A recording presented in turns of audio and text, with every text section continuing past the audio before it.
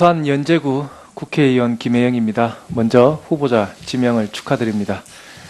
우리 헌법 제31조 1항에서는 모든 국민은 능력에 따라 균등하게 교육을 받을 권리를 가진다고 규정하고 있습니다. 그런데 지금 우리 현실을 보면은 부모의 재력이 자녀의 학력을 결정하고 이 자녀의 학력이 소득을 결정하고 그 소득이 대물림되고 있습니다. 이 어린 시절의 가정 환경은 이 본인이 어떻게 할 수 없는 부분인데요. 이러한 어린 시절의 가정 환경으로 그 사람의 많은 부분이 결정된다는 것 굉장히 불합리하다고 생각을 합니다. 우리 후보자께서는 어떻게 생각하십니까? 저도 아까 제가 인사말에서 그 결과의 불평등은 있어도 출발선의 불평등을 저희가 해소해야 된다라는 말씀을 드렸는데 출발선의 불평등을 해소하는 가장 그 적절한 방법 그리고 가장 먼저 해야 할 방법이 교육에 관한 것이라고 저도 생각하고 있습니다. 예, 좋습니다. 설립 취지에 맞게 운영되지 못하는 특목고나 자사고를 점진적으로 폐지하는 것이 능력에 따른 교육받을 권리를 침해하는 것입니까? 혹은 교육의 자주성을 침해한다고 보십니까? 그 특목고나 자사고는 사실은 맨 처음에 그 학교들이 이렇게 설립됐을 때는 현재와 같은 그런 대학 입시를 목적으로 하는 그런 것으로 설립되지는 않았다고 생각을 합니다. 그런데 이제 상당히 오랜 시간이 경과되면서 그렇게 특정 학교에 많이 들어가는 뭐 이런 걸로 좀 변질이 돼 왔는데요. 이제 그런 특목고나 자사고는 예를 들어 어떤 직업학교라든지 인터넷 고등학교라든지 또는 뭐 애니메이션 고등학교라든지 이런 것처럼 그 어떤 특수 목적을 가진 학교들은 얼마든지 있을 수 있고 또 그에 대해서 학부모나 이 학생들의 선택권도 보장이 되어야 한다고 생각을 합니다. 다만 이제 그것은 전제가 모든 교육은 공교육이 사실은 우선이 돼야 되고 그래야 아까 말씀하신 그 모든 학생들이 그 동일하게 교육을 받을 수 있는 그것이 보장이 된다는 전제가 우선 공교육이 되고 그 다음에 이제 학생의 어떤 선택권이 보장되는 그런 것들이 있어야 되겠다 이런 말씀을 드립니다.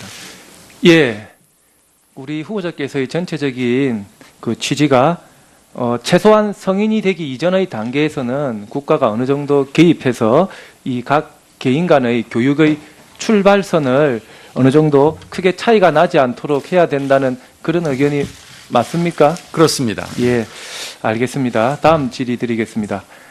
헌법 제119조 2항에서 경제민주화 규정을 두고 있습니다.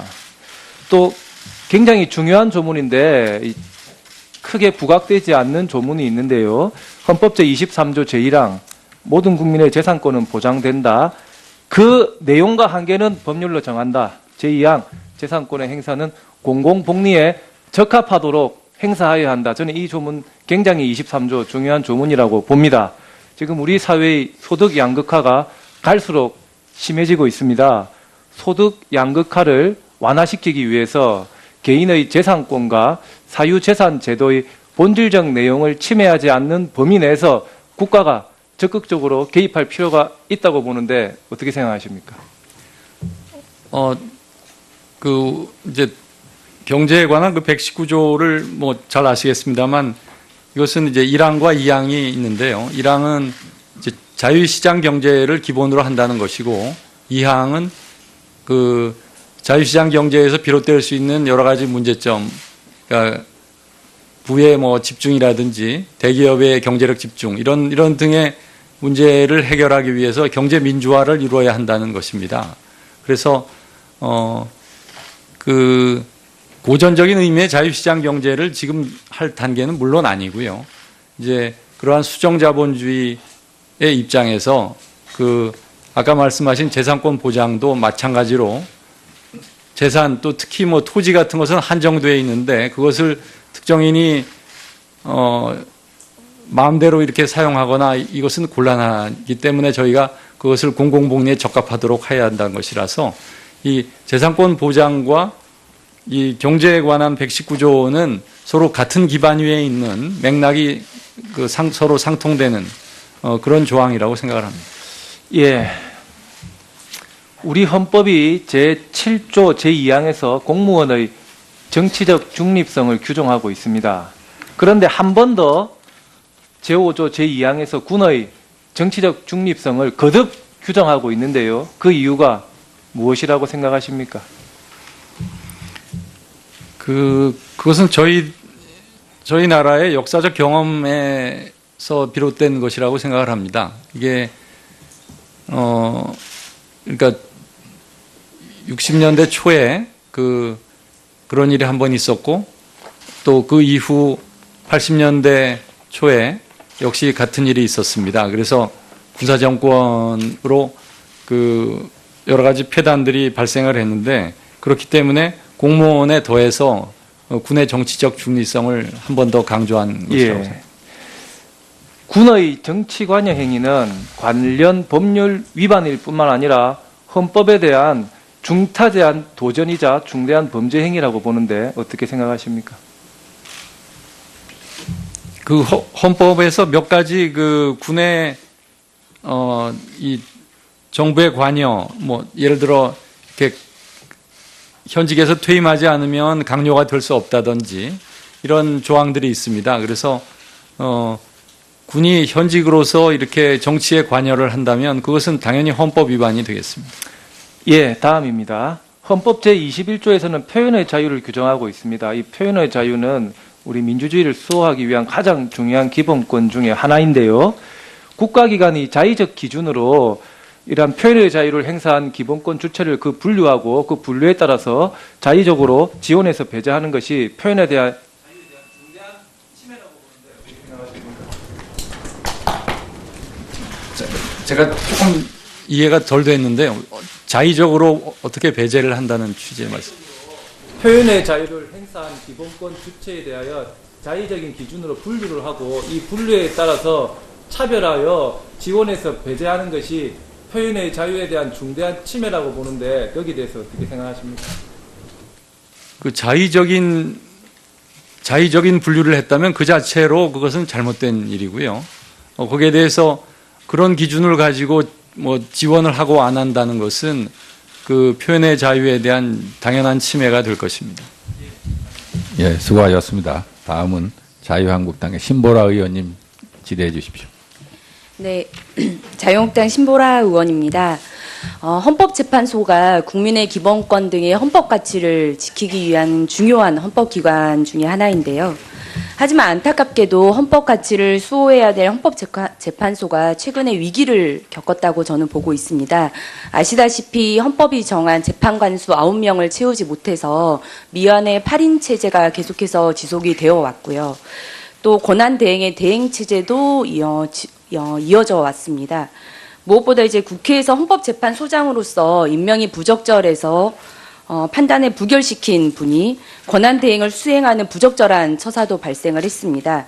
결국 조석환 헌재소장 임명을 촉구하는 헌법재판관들의 요구와 국민의 요구에 따라 오늘 이 같은 인사청문회가 열리게 된 것이라고 생각을 합니다. 이러한 혼란과 이기는 후보자께서 헌법재판관으로 계실 때 또 벌어진 상황이기도 하는데요. 그래서 이에 대한 후보자의 심경에 대해서 간단히 말씀해 주시기 바랍니다. 기본적으로 저희 헌법재판소는 헌법재판관의 구성에 아무런 권한이 없습니다. 그러니까 대법원장이 대법관을 대통령에게 제청해서 임명을 받는. 그러니까 대법원은 구성에 대법원장이 관여를 합니다. 그렇지만 저희는 관여를 못하게 돼 있고 저는 그것이 아주 잘된 제도라고 봅니다. 그렇게 관여를 하지 못하기 때문에 저희가 저희의 전 경력과 전 양심을 걸고 헌법재판을 할 수 있는 것이라고 생각을 합니다.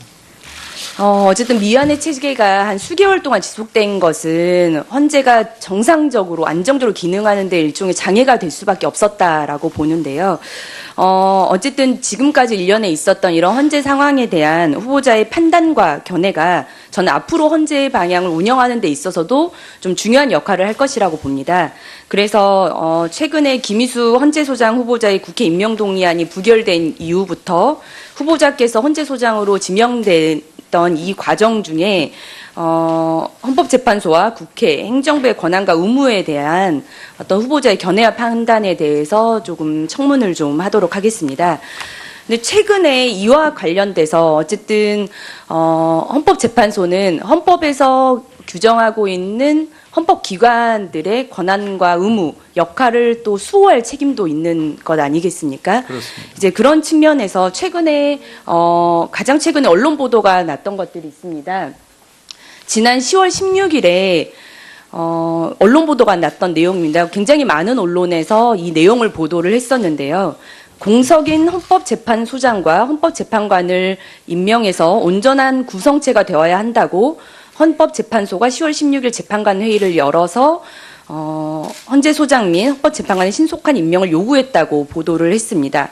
이것이 청와대의 대행 유지 방침에 대한 반박으로 헌재가 소장의 조속 임명을 공개 촉구했다라는 내용으로 상당히 구체적으로 보도가 됐는데요. 이 내용에 대해서는 알고 계시죠, 후보자님? 당연히 알고 있습니다. 네, 그래서 보면 이날 오후 4시 김권한 대행 등 헌법재판관 8명 전원이 모여서 회의를 한 결과다.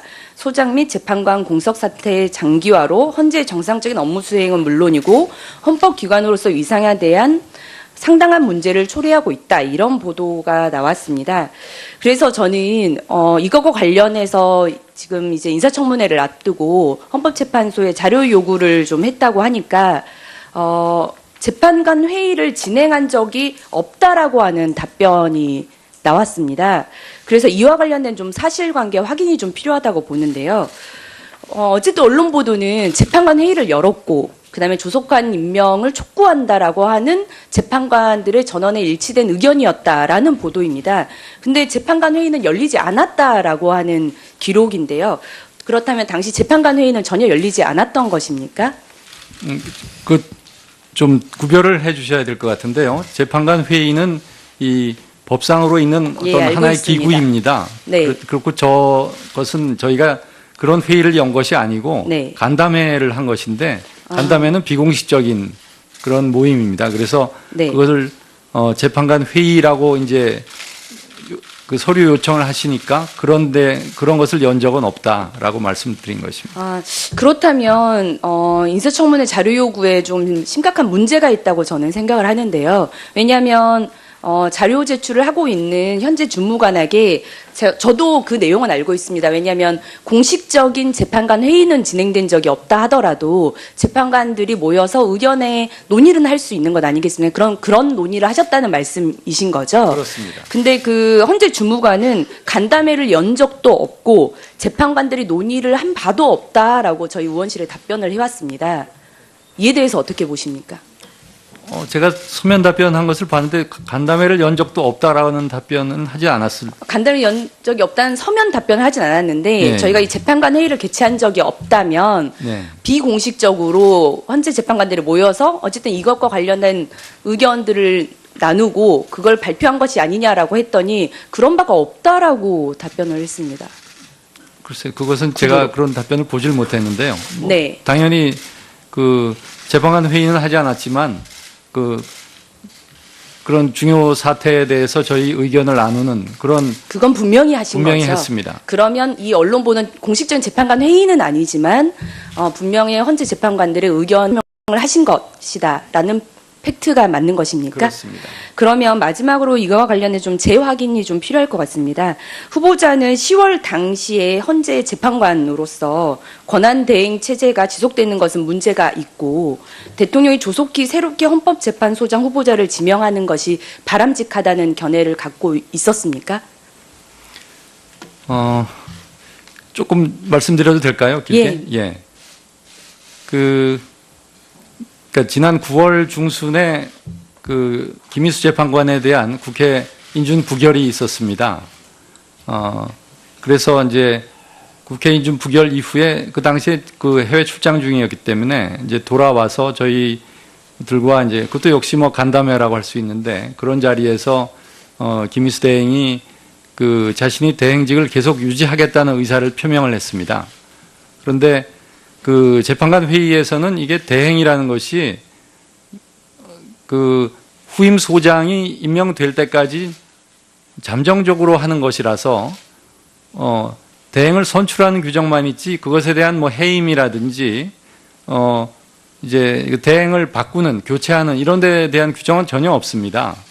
그래서 저희는 이미 저희가 이제 김희수 대행을 저번에 선출한 적이 있고 또 국회에서 부결은 되었지만 본인이 그런 계속하겠다는 의지를 표명하고 있기 때문에 저희들이 종전에 결의한 그 선출 결과를 재확인한 것입니다.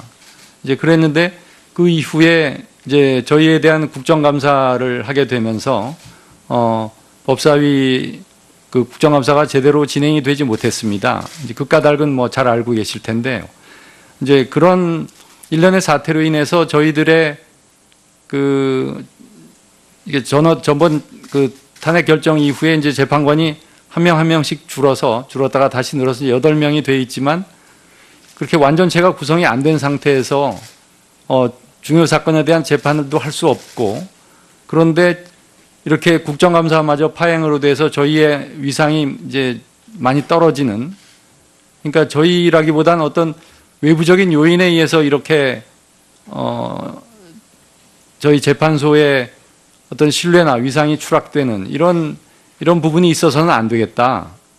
그런 취지에서 남아있는 그 재판관과 또 소장이 임명이 돼서 완전체를 저희들이 조직적으로 완전체를 이루어야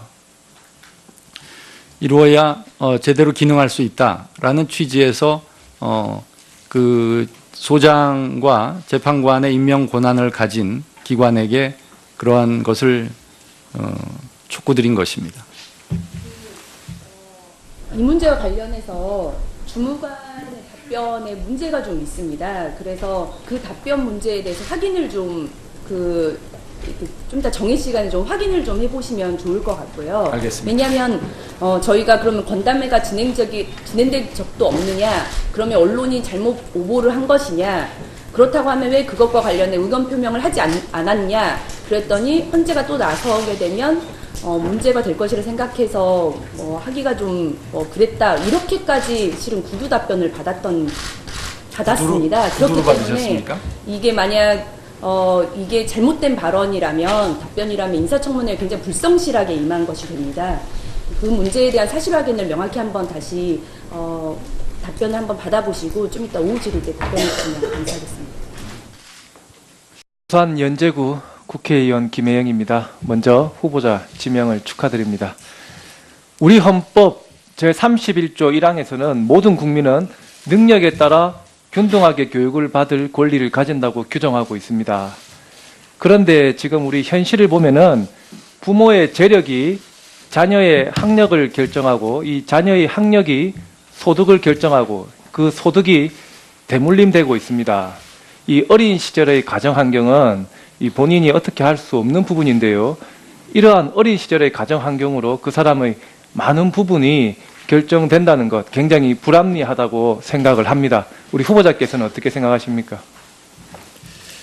저도 아까 제가 인사말에서 그 결과의 불평등은 있어도 출발선의 불평등을 저희가 해소해야 된다라는 말씀을 드렸는데 출발선의 불평등을 해소하는 가장 그 적절한 방법 그리고 가장 먼저 해야 할 방법이 교육에 관한 것이라고 저도 생각하고 있습니다. 예, 좋습니다. 설립 취지에 맞게 운영되지 못하는 특목고나 자사고를 점진적으로 폐지하는 것이 능력에 따른 교육받을 권리를 침해하는 것입니까? 혹은 교육의 자주성을 침해한다고 보십니까?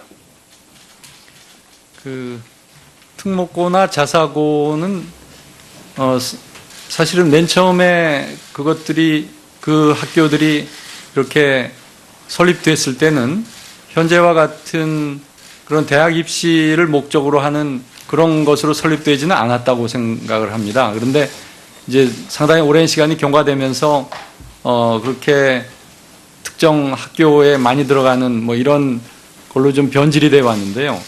이제 그런 특목고나 자사고는 예를 들어 어떤 직업학교라든지 인터넷 고등학교라든지 또는 뭐 애니메이션 고등학교라든지 이런 것처럼 그 어떤 특수 목적을 가진 학교들은 얼마든지 있을 수 있고 또 그에 대해서 학부모나 이 학생들의 선택권도 보장이 되어야 한다고 생각을 합니다. 다만 재산권의 행사는 공공복리에 적합하도록 행사하여야 한다. 저는 이 조문 굉장히 23조 중요한 조문이라고 봅니다. 지금 우리 사회의 소득 양극화가 갈수록 심해지고 있습니다. 소득 양극화를 완화시키기 위해서 개인의 재산권과 사유재산 제도의 본질적 내용을 침해하지 않는 범위 내에서 국가가 적극적으로 개입할 필요가 있다고 보는데 어떻게 생각하십니까? 이제 경제에 관한 그 119조를 뭐 잘 아시겠습니다만 이것은 이제 1항과 2항이 있는데요. 1항은 이제 자유시장 경제를 기본으로 한다는 것이고 2항은 그 자유시장 경제에서 비롯될 수 있는 여러 가지 문제점, 그러니까 부의 뭐 집중이라든지 대기업의 경제력 집중 이런 등의 문제를 해결하기 위해서 경제 민주화를 이루어야 한다는 것입니다. 그래서 그 고전적인 의미의 자유시장 경제를 지금 할 단계는 물론 아니고요. 이제 그러한 수정자본주의의 입장에서 그 아까 말씀하신 재산권 보장도 마찬가지로 재산 또 특히 뭐 토지 같은 것은 한정되어 있는데 그것을 특정인이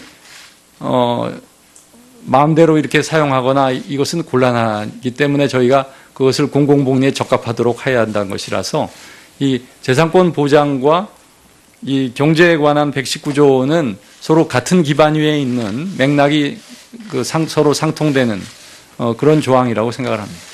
예. 우리 헌법이 제7조 제2항에서 공무원의 정치적 중립성을 규정하고 있습니다.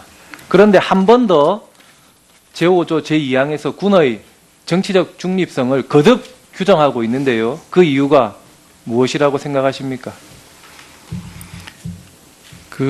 그것은 저희 나라의 역사적 경험에서 비롯된 것이라고 생각을 합니다. 이게 그러니까 60년대 초에 그런 일이 한 번 있었고 이제 그것은 전제가 모든 교육은 공교육이 사실은 우선이 돼야 되고 그래야 아까 말씀하신 그 모든 학생들이 동일하게 교육을 받을 수 있는 그것이 보장이 된다는 전제가 우선 공교육이 되고 그 다음에 이제 학생의 어떤 선택권이 보장되는 그런 것들이 있어야 되겠다 이런 말씀을 드립니다.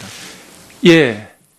우리 후보자께서의 전체적인 그 취지가 최소한 성인이 되기 이전의 단계에서는 국가가 어느 정도 개입해서 이 각 개인 간의 교육의 출발선을 어느 정도 크게 차이가 나지 않도록 해야 된다는 그런 의견이 맞습니까? 그렇습니다. 예, 알겠습니다. 다음 질의 드리겠습니다.